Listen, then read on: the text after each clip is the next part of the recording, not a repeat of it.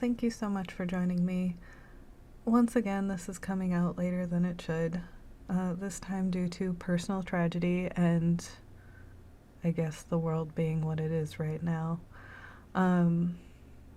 Yeah, I put a call out asking for some terms and terminology for sewing that a lot of people have questions on, and I got a plethora of questions, so many so, in fact, that I'm going to separate this out into 2 different videos, starting with just terms and terminology, and then branching into some of the other questions that I received, which were all excellent questions, and thank you so much to everybody who suggested them.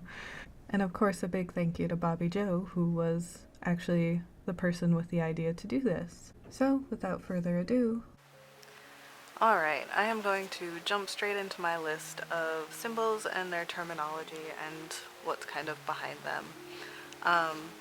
One that is extremely common is cut on fold, which I have seen in many ways. This is, I think, the more commercial and common way.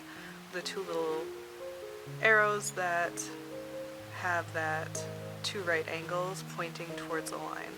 So what that means is that this edge, which will make that a little bit easier, this edge needs to go along the fold of your fabric so that when you cut, you pull your fabric apart and now you have a full piece.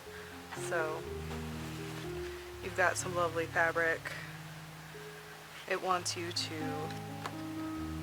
fold your fabric and then line your pattern piece up like that, and then you cut around the other edges.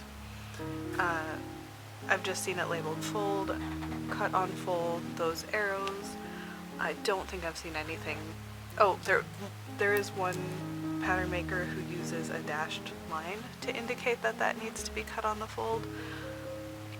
I do prefer something that's inside the pattern because once it's been cut out, it's kind of hard to see if if this is a dashed line or not. It's all preference though. One thing I should probably touch before we get too deep into other stuff is seam allowance. Seam allowance is the fabric that extends past your stitching line so that you have something to stitch to, essentially. So it's often indicated by just a dashed line showing your stitching lines. And then sometimes at the bottom of pieces you'll have a more seam allowance because when you have a hem, it's nice to have a little bit of extra. I have also seen people just write the seam allowance on like every single seam. That gets a little messy to me visually, but it definitely gets the idea across. Sometimes it's just a different colored line. I've seen that as well. But otherwise, yeah, your seam allowance is important to know for cutting. Oh, some people don't include the seam allowance at all, and that will be noted on the pattern. They'll say, when you cut these pieces, make sure you include your preferred seam allowance. That can be nice if you do have a preferred seam allowance and you don't want to rely on whatever they have arbitrarily picked. With doll clothing in the 1/3 scale, it tends to be a lot of 1/4 inch seam allowances. That's definitely my preference. It's easy to do on my machine, so that's kind of what I prefer. Sometimes you'll see they want you to extend a pattern piece beyond what the pattern piece has been printed at. What I mean by that is some pieces are bigger than your typical sheet of paper, and the pattern maker needs to get that information across to you. Some of them will literally just say, cut a piece of fabric that is 12 inches by 20 inches, or whatever their numbers are. And then that's when you use your ruler and you measure those out and you just cut a rectangle out in that size. Sometimes they will have their pieces, it'll print out like this, and there'll be like a double like a parallel line zigzag, and then there will also be notes included. And it's important to read the notes because I've seen these pieces depicted in two ways. One of them is it'll say this piece needs to be 20 inches long. So then what you would need to do is put, cut it apart and then put one piece on one end and then one piece all the way over, 20 inches or 15 inches or whatever their amount is. And then you would pin that to your fabric and then cut your fabric out, assuming that this was all filled in.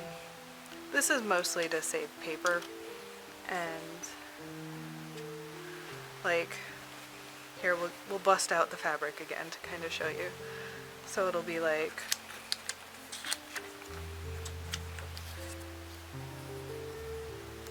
from this edge to this edge, they want you to measure out 15 inches, say. So you'd line it all up and then you'd pin your pieces down, and you could either draw in that line to make sure it stays straight or eyeball it. I don't really recommend eyeballing it. This is usually with rectangular pieces, it's important that they stay rectangular. I've also seen this method used and saying, add 5 inches between. So if you're adding 5 inches to the existing piece, then you would measure from one edge to the other edge, and you would line it up in that way. So with this specific one, I would absolutely keep an eye out and read all of the text involved to know exactly how far you need to extend the piece. But that's basically what those zigzaggy parallel lines tend to mean. We also have notches. Oh, notches. So, why notches? Why are they important? Why bother? Well, the reason, what is a notch? Let's start with that. So, say you've got your piece, and this is a really ugly piece. Let's ignore that and pretend it's at least a little bit symmetrical. But say you've got your bodice piece and it's got a notch right there, and then you've got a really similar looking but still different back piece and it's got 2 notches. Those are worth marking because you're bound to have a sleeve that has a notch on one side and 2 notches on the other. And when you're pinning your fabric together, you want to have marked these because you want them to line up while you're pinning them. This can help you make sure that your gathers are in the right place. This can basically make sure things lay the way that the pattern maker intended when you're done sewing it together. So it's to prevent things from getting stretched out of proportion in ways that are unflattering. I've seen notches depicted as outward facing. I've seen them depicted as going into the seam allowance. And I've also seen them, it's real popular on doll clothes just to use a line and then, or like 2 lines. And that is my preferred because I don't cut the notches out. I just mark them with either a pencil or a watercolor pencil. But notches are kind of important. They're not super common in doll clothes. They do appear though, so it's worth knowing them, and it is worth using them. Another one that I see a lot is grain lines. So a grain line will appear like a big long arrow with no bends in it, and it'll have 2 arrow points on each end. I've seen them before with just 1 arrow point, but traditionally and on commercial patterns for humans, they appear this way. So a grain line kind of takes some explaining to get to the root of, and it involves understanding how woven fabric is created. So woven fabric is basically woven. So you've got threads that are going along the loom that have been essentially wound around the loom, and then you have threads that get woven up, down, up, down, up, down, up, down, up, down along the threads that have already been put. So these are your warp, and the threads that get woven through are your weft, I believe. I always get them mixed up. Let me make sure.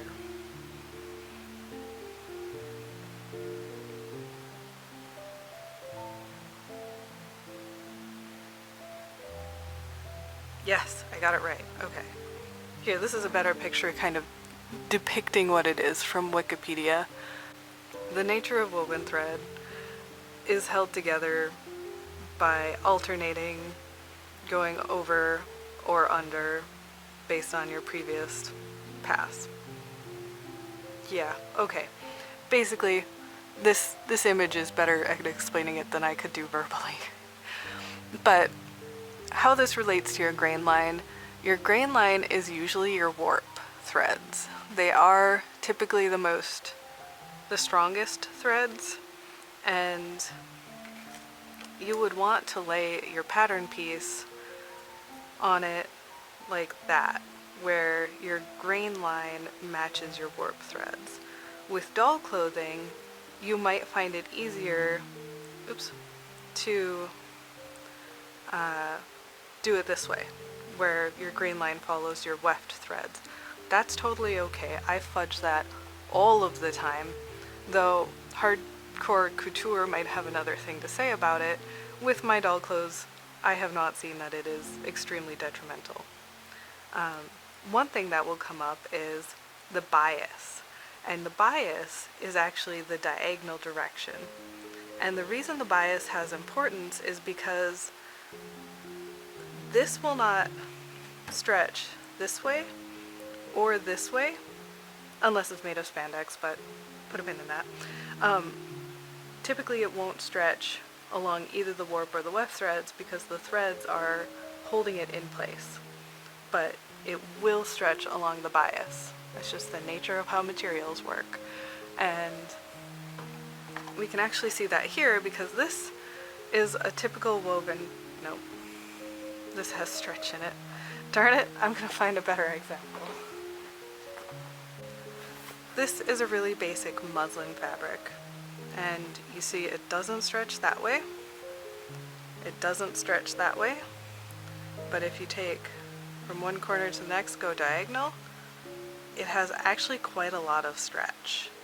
And you can use that stretch to your advantage in a lot of cases, and that's why people will refer to cutting something on the bias, means that you want that stretch, whereas cutting something along the grain line, you don't want that stretch. And that's why this line is important, because if this line is telling you, you know, how to do it, if this line was, say, looking like this, that means it wants to be cut on the bias. Oops. And that will give you some, okay, alright, well, work with me here. That will give you some stretch that direction and that direction, whereas the other way it wouldn't. So that's kind of the importance there, and that is worth keeping in mind as a beginner. Not always the end of the world if you break it, though it can be that reason that something just isn't working out and you don't know why. Seems like it usually relates back to warp, weft, and the grain and bias. And now, another thing that comes up is center front, center back. So center front I often will see just labeled CF. This is what I do on all my patterns. If I want that to be the center front, CF. Center back, same story, just CB. The Smartdoll patterns will put a little double circle in the very, very center of everything, I guess. I don't know, that could be a standard there, like in Japan, because this is the smart doll patterns are the only experience I have with Japanese patterns, so that might be a standard there. Sometimes it'll just tape out center. Yeah, that one's pretty straightforward. And that's just to give you an idea of what pieces you're even dealing with. Sometimes you'll see like a pattern that's this shaped and this, and then it'll have a line here that says center front. So this is, to me, a really good way of giving you an idea of what exactly you're working with. Like a lot of times with something like this, you would fold this piece over and then this would be your center front line, and that's a nice way to finish like something that buttons in the front or something like that. So that's worth knowing. Darts. Darts are almost always depicted the same way. They're either a dotted line or a straight line that forms a triangle and goes into the fabric. What this means is that when you sew this, you want to mark the triangle on the back side of your fabric so that you can, you would want on the back side of your fabric so that you can fold, and you want those two lines to match up and then to stitch along them. And what that does is creates shaping for what you've made. It'll, like in this case it's a bust dart, it will make this part curve and stick out more. So darts are definitely worth knowing what they look like. Again, they're usually either solid lines like this, or I've seen dotted lines as well. Gathers. I usually see gathers depicted as either zigzags, like it'll say gather between here and there, so it'll have a little zigzag kind of along the seam allowance. I like this. I like that they note it. Some patterns will not show it on the pattern piece at all. They'll just say from this point to this point, so sometimes they'll have like dots here, and they'll say from the little dot to the big dot, zigzag. This is a really commercial way to do it, but a lot of doll makers will do that zigzag just along the line that needs to be gathered. That's definitely nice. So that's kind of it for terminology and symbols and things of those natures. I'm not sure if I got everything. In fact, I'm pretty positive I've probably missed a ton of stuff. So if there is something that's been puzzling you, let me know, because I would be happy to go over it again in the future. If any of this didn't make sense, let me know. And that's pretty much it, I guess. It feels really weird not having a final product to show you, so here's Anthe showing off one of the pattern pieces. Thank you for joining me, and in the near future, hopefully sooner rather than later, I will have some of the other questions which involve things like what order do you sew things in, how do you tell what fabric is good fabric to use, stuff like that. And I hope you have a good one. Bye bye.